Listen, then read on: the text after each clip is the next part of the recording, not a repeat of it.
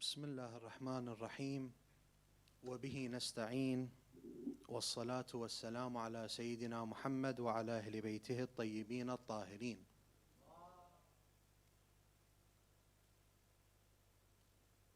واللعن الدائم على أعدائهم أجمعين من الآن إلى قيام يوم الدين. القول مني في جميع الأشياء قول آل محمد.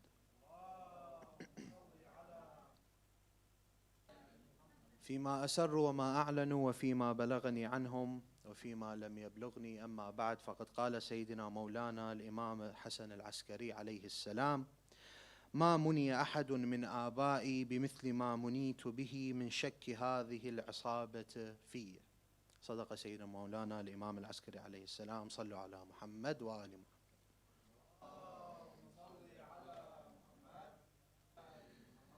In these days we commemorate the martyrdom of our dear Imam, Imam Hassan al-Askari alayhi salam. What many of the Shia overlook with the history of Imam al-Askari is two very important things which we will speak about inshallah. The first important thing is the struggle that Imam al-Askari alayhi salam had to endure, and why did he have to struggle. And the second thing is how Imam al-Askari prepared the Shia for a time where there is no Imam which is physically present. As we know, the Imam is with us, however we cannot see him physically. However, back then they did not have that aspect. They would see their Imam, they can speak to their Imam. If they have a question, they can ask the Imam. Even Imam al-Askari alayhi salam himself says that there is no orphan worse than the orphan who is orphaned by leaving his Imam, or by his Imam being far away from him. This is worse than being orphaned by missing your parents even. So the Imam had to prepare us for this. So we start with the first aspect, which is what is the hardships that the Imam endured and what was the reason behind it. Because when you ask someone from the other school of thought, they all agree that Hassan ibn Ali al-Askari was a good person. Let's say they didn't believe he was an Imam, but they still believed that he was a good person and he was a salih, he was a mu'min. But when you ask them the question, why, if this person was such a good person and such a mu'min, did he face such punishment from the Abbasid government? Of the things that he faced from this cursed government was that he was exiled from Al-Madinah. The Imam did not have no choice in the matter to leave from Medina to Samarra. And as we all know, Samarra is a military base. Nothing was in Samarra other than the military and the Khalifa. There was no life in Samarra, but they had to exile him. Another thing that many of the Shia do not know is that our Imam, Imam Hassan al-Askari, was imprisoned. Many a times was Imam al-Askari being put into prison by the Abbasid Caliphate. And during the time of Imam al-Hadi, his father, he was also imprisoned, and after. So he faced many struggles. Another example, when he was exiled from Al-Madinah to Samarra, of the things that they would make him do was to go and check in with the government twice a week. You have the criminals now here, when they go through a court case, they make them sign in every day at the police station, or sometimes twice a week or 3 times a week. They done the exact same thing with Imam al-Askari alayhi salam. Look at the oppression that Imam al-Askari faced.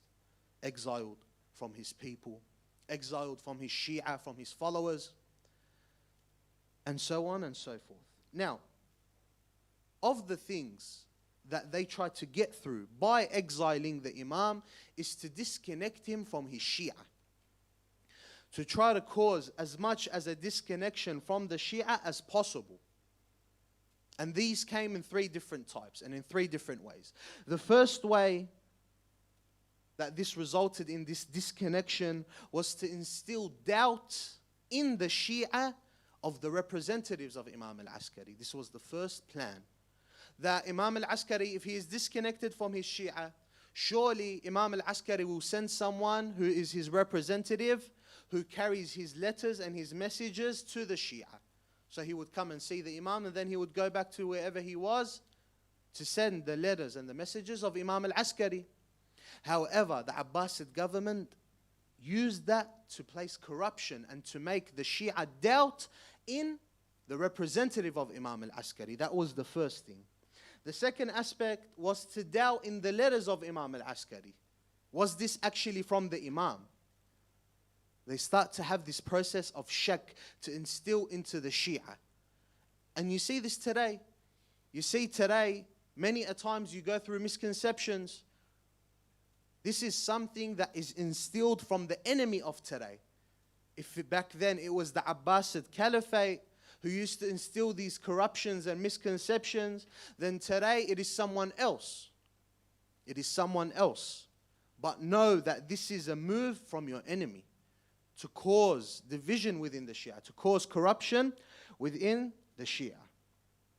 And at the same time, the Shia would doubt in the representatives themselves. Because you had people who were so-called ulama at the time. For example, you had Ahmed ibn Hilal. This person, when Imam al-Askari was around, or when Imam al-Hadi was around, was a very religious man, a scholar in his own right. He would have went to Hajj 50 times in his lifetime. 50 times he went Hajj. And he was knowledgeable. But because of money, because of the dunya, this person went against the Imam. This person went against the Imam and started to go against the Shia as well. And he was a very well-respected scholar during that time. Which also gives us a lesson for today, that even if you see someone, he has a turban on his head. Even if you see someone, he does a lecture, like myself. And then you see this person afterwards change. Do not blame the religion for that. This is not the religion's fault. Do not compare your religion to the man. This is what the Imam says. You have the religion and you have the representatives of that religion, which is Muhammad wa Ali Muhammad.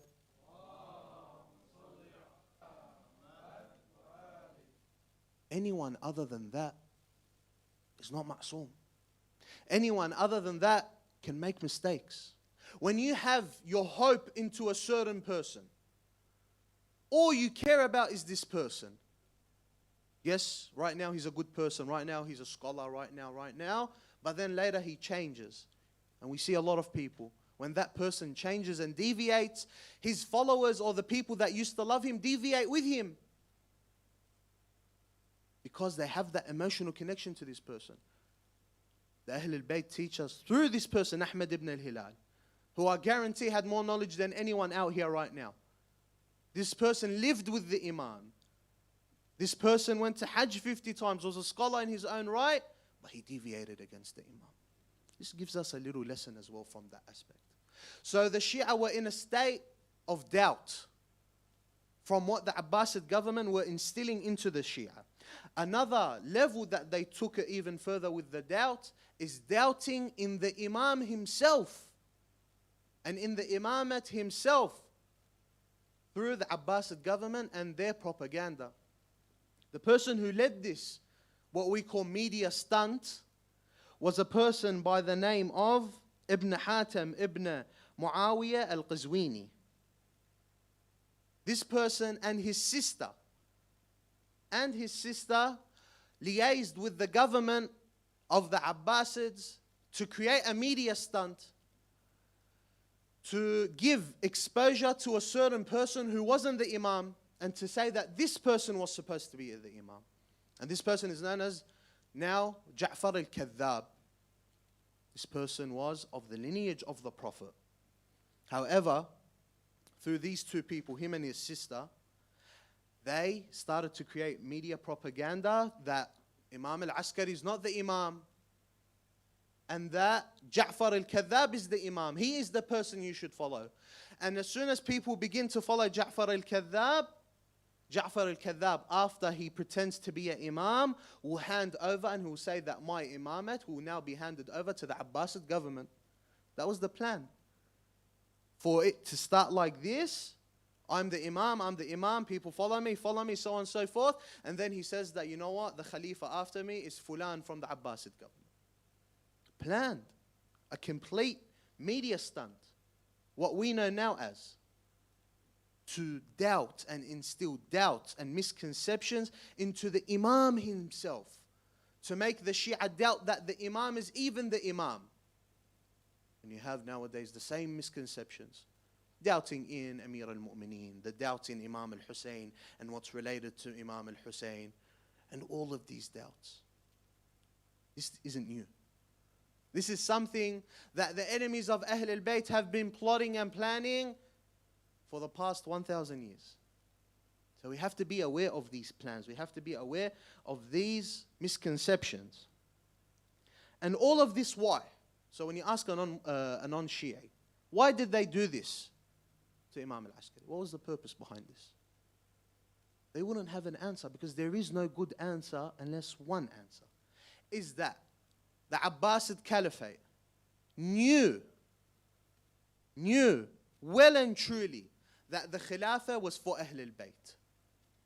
Knew well and truly that the Prophet appointed 12 Imams after him. And that who was the 11th Imam? Imam al-Askari. Who was going to be after him? Imam al-Mahdi. And the Prophet warned everyone, when Imam al-Mahdi comes, he is coming with the revenge of the Prophets and the Imams. He's not here to play around. He's angry. So when he appears, anyone who has any form of corruption will be punished. He will carry out the punishment of Allah. Be careful. So when they started to intercept this, the Abbasid government, they said, well, all right, Hassan al-Askari is the 11th Imam. The one after him will be the one that will destroy us, that will end us once and for all. We have to make sure that we either end him, or we make sure that when he appears, no one will follow him. One of the two. They spent a lot of hard-earned money into this. They took the Imam all the way to Samarra. They exiled him. They punished him. They made sure his family wasn't around. And they had 24-hour surveillance on his house. He was under house arrest. To make sure that as soon as this Mahdi is born, he will be killed. This shows us that what? That the Abbasid government knew well and truly who the caliphate was for. That the Umayyad government knew well and truly who the true Khalifa was. They knew who the true Imam was. And you have in their books, when we look into Sahih Muslim, Sahih Bukhari, Sunan al-Tirmidhi, Sunan Abi Dawood, Musnad Ahmad ibn Hanbal, Musnad al-Tayalisi, Mustadrak al-Sahihain, you have the exact same hadith from the Prophet, which is what? لا يزال الدين قائما حتى تقوم الساعة أو يكون عليكم 12 خليفة كلهم من قريش. That there will be 12 representatives after me, all of them from Quraysh. We have in some narrations from their school of thought that the person who narrates this, he said, the Prophet is saying there are 12 representatives after me.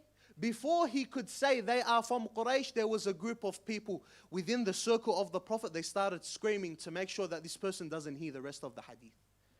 Because as soon as you say kulluhum min Quraysh, that means the Umayyad aren't from Quraysh, the Abbasid aren't from Quraysh. The only people that are from Quraysh, that are 12, is Ahlul Bayti Muhammad.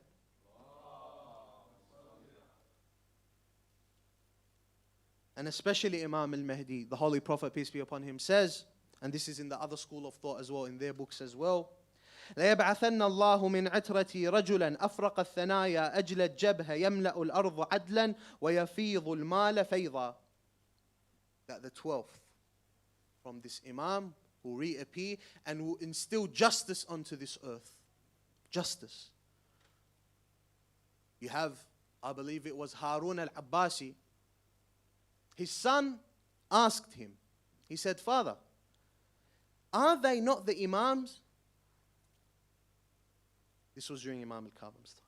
He asked his father, he said, oh Father, are they not from the Imams? Are they not the Imams? Aren't they the ones who are rightful to this caliphate? He said, yes.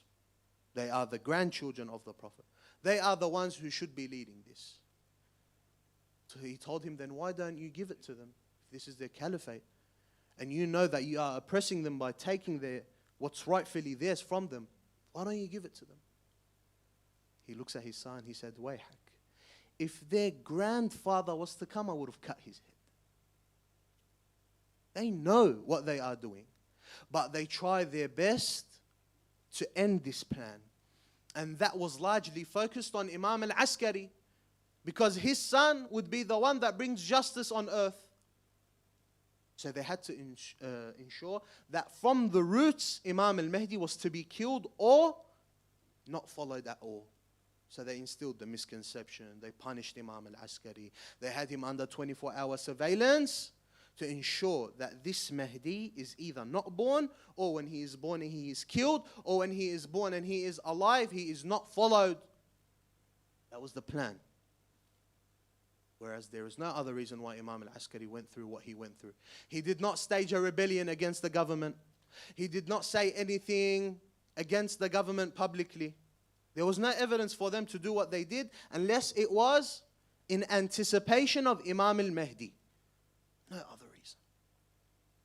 So, we see the enemy and we see how much they prepare for the reappearance of the Imam. As in right now, when you see in today's world, do you not see that there is planning against this? Go look at some Christians in America.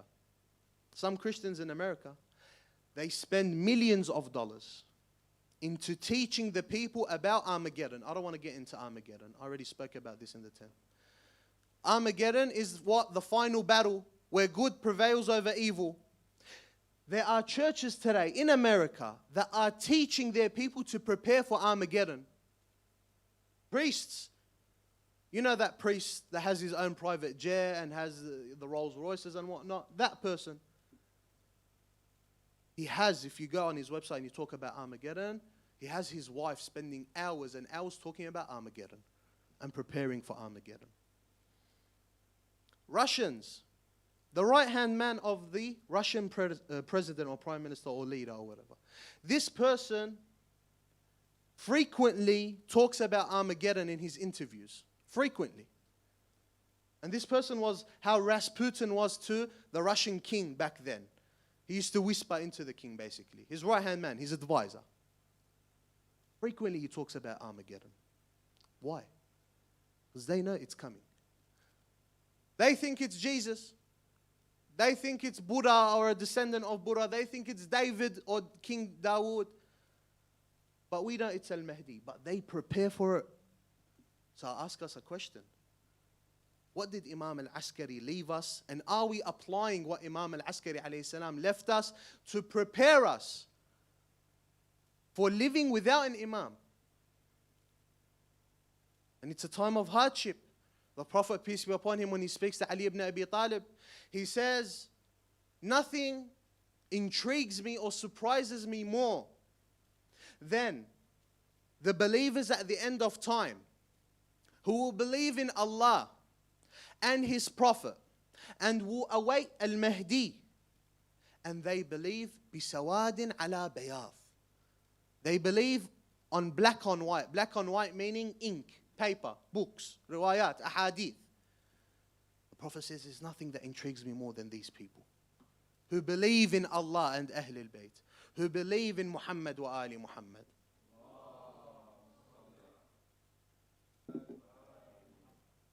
So what did the Imam leave us? There are many things Imam al-Askari left us.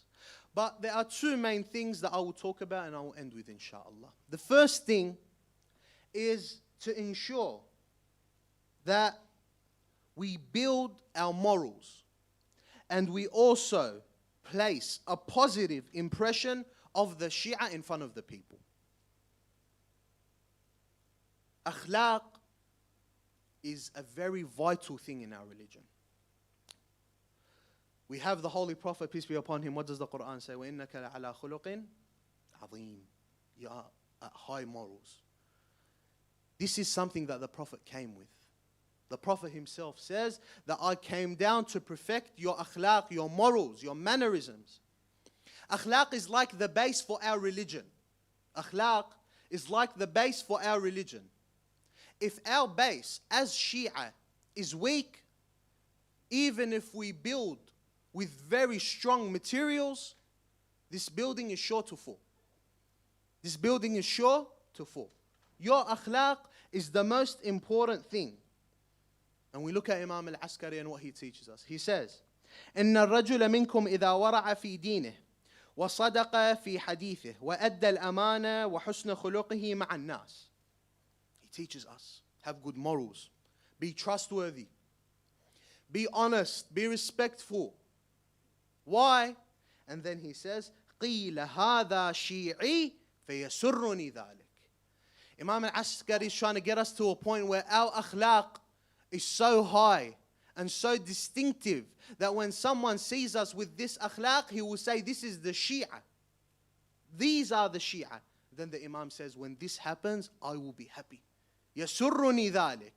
Something that earns the pleasure of our Imam is something that earns the pleasure of Allah Azza wa Jal.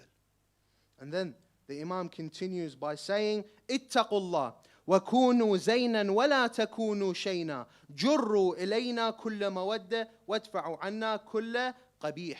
He says, fear Allah and be good for us, not bad. There is another narration where the Imam says to one of his companions, he says, الحسن من غيرك حسن ومنك أحسن لقربك منا. He says, a good deed that is done by someone else is a good deed.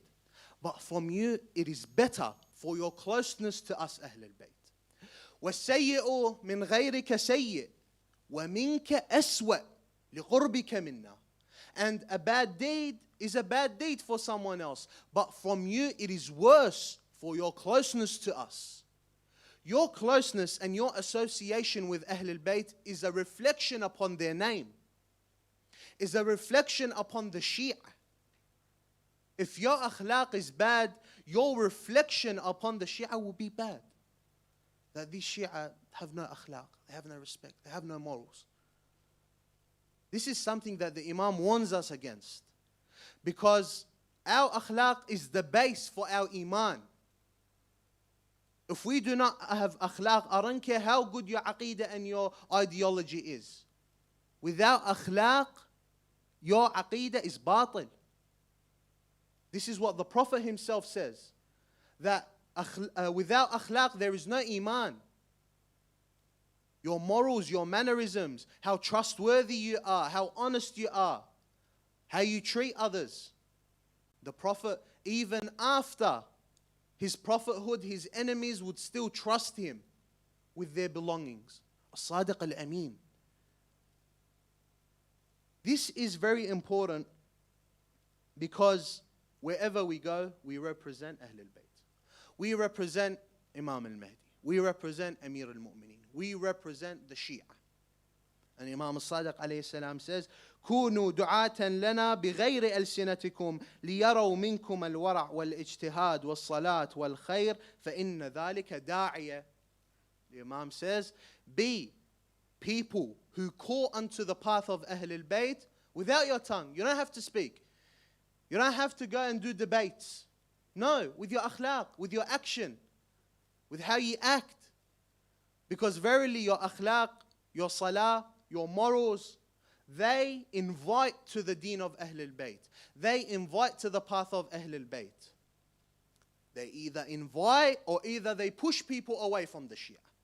This is up to you and up to how you act. This is very important. You would rather yourself be a non-Shi'i than give a bad name onto the Shia. Than to make 10 or 20 or 50 people not become Shia because of you and because of how you act in front of others. This is very important. So we represent the Ahl al-Bayt. And some people will say, well, I don't care what people think of me. I know what's in my heart. I know my faith. I don't care what other people think of me. This is not what the Imam says. Imam al-Askari alayhi salam says, من لم يتقي وجوه الناس لم يتق الله. Whoever does not fear or does not have piety in front of the people does not have fear or piety in front of Allah.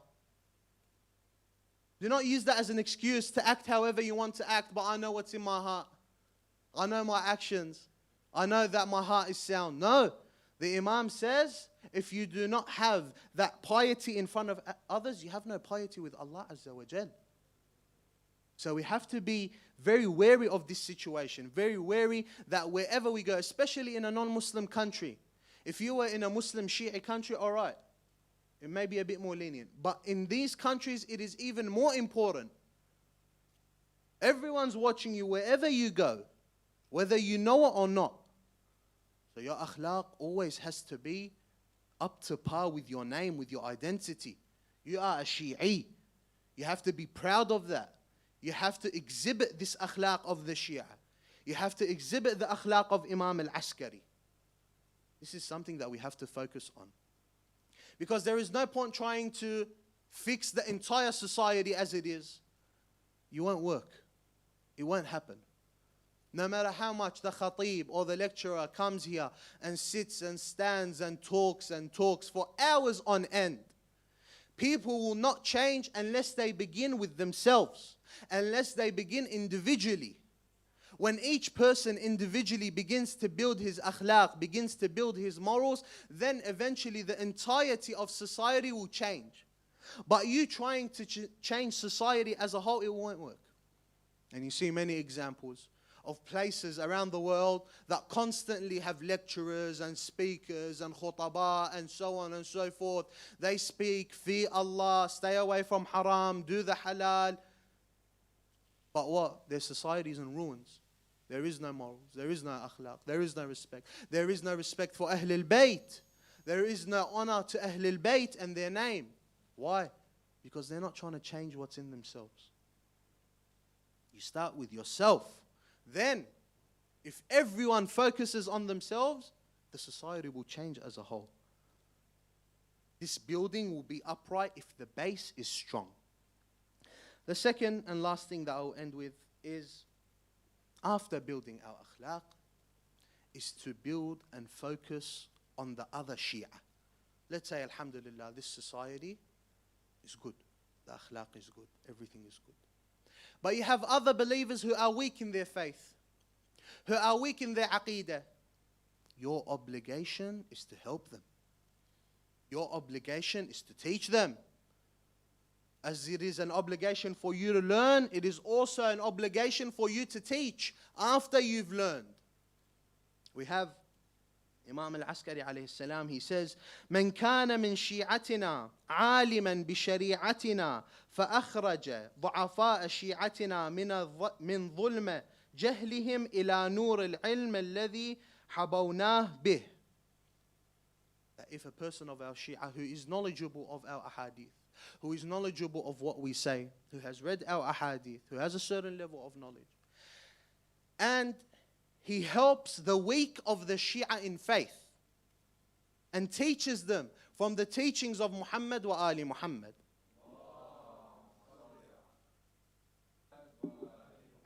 جاء يوم القيامة وعلى رأسه تاج من نور يضيء لأهل جميع العرصات وعليه حلة لا يقوم لأقل سلك منها الدنيا بحذافيرها.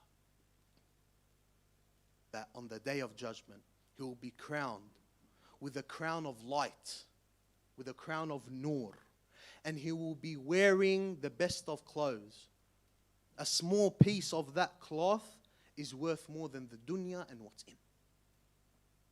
A person who has learned the knowledge of Ahlul Bayt and teaches it to others.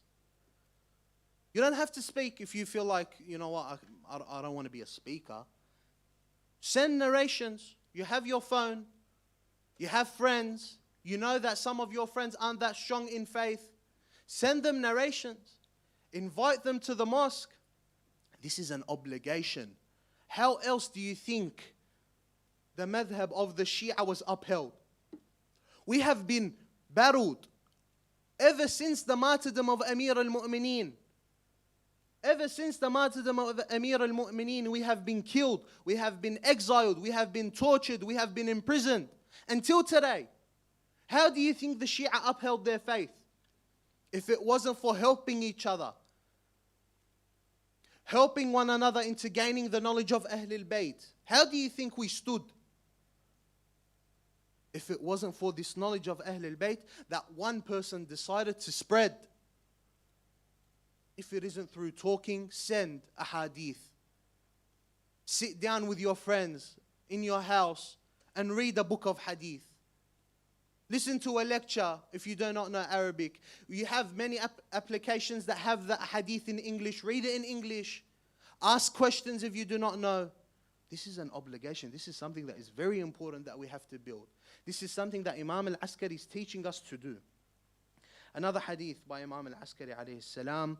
ألا فمن كان من شيعتنا عالما بعلومنا وهذا الجاهل بشريعتنا المنقطع عن مشاهدتنا يتيم في حجره ألا فمن هداه وأرشده وعلم شريعتنا كان معنا في الرفيق الأعلى. It says, so whoever of our Shia has our knowledge, gains the knowledge of Ahlul Bayt, and he sees the one who is far from Ahlul Bayt, what does the Imam describe him as? A yatim. When you're far from Ahlul Bayt, you're a yatim, you're an orphan. When you're far from gaining connection from Ahlul Bayt, you're an orphan. The Imam says he's an orphan. Help him. Help him. Do not sit there and talk about him without even attempting to bring him. Help him. He's an orphan. Haram. Feel bad for him. Well and truly, those who are far from Ahlul Bayt, we feel bad for. The pleasure it is, the honor it is from us gaining connection to Ahlul Bayt. How do people live without Ahlul Bayt? Well and truly. How do people live without gaining closeness to Ahlul Bayt? Well and truly, we feel bad for them. So the Imam says, this person who is a Shi'i, but is disconnected from Ahlul Bayt, bring him to you. Bring him to you. Another hadith that I will end with. Imam al-Sadiq alayhi salam says, إن الإيمان 10 درجات بمنزلة السلم يصعد منه مرقات بعد مرقات. The Iman is like levels. The Imam describes it as 10 levels. Like a step. Each level is a step. Or like a ladder. Each level is a step.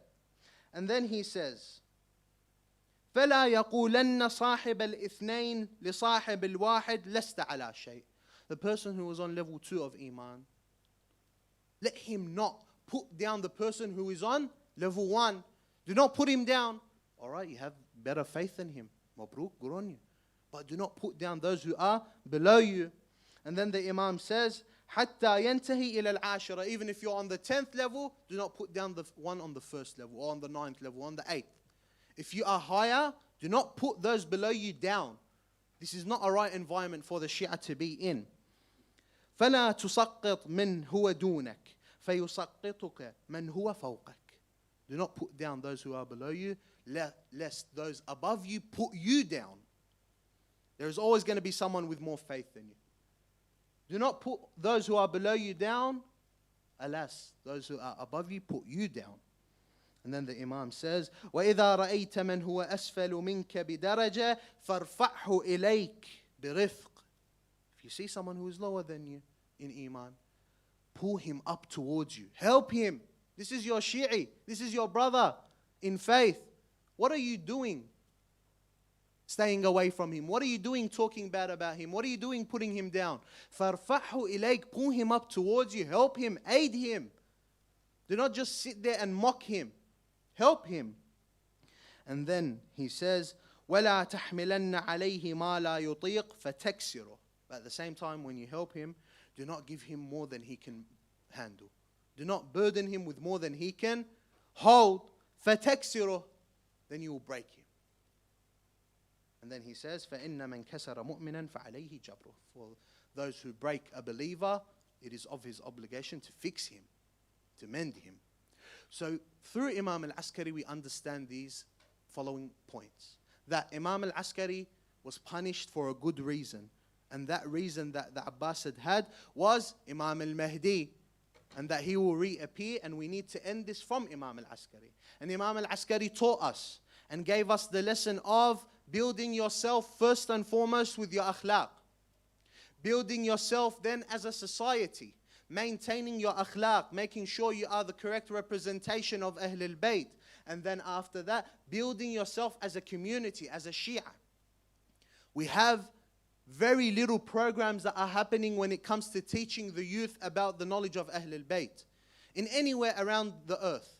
in anywhere in Australia, in anywhere in even Europe, America, Iraq, Iran, wherever. There is very little that is being done when it comes to educating the youth or anyone in general about the knowledge of Ahlul Bayt. We have to start focusing on these things and start applying it within our societies. Instead of sitting down in a mosque, something that may be boring for some of the youth, go with an outing, go to a barbecue, and have the knowledge of Ahlul Bayt being spread around during that duration of time. We have to ensure that the coming generations hold one another in faith, gain knowledge, help one another, not put down one another, not fight one another. This is something that Imam al-Askari alayhi salam teaches us. اللهم عجل وليك الفرج والعافية والنصر واجعلنا من أنصاره وأعوانه ومن شيعته ومحبيه وإلى أرواح المؤمنين والمؤمنات رحم الله من ذكر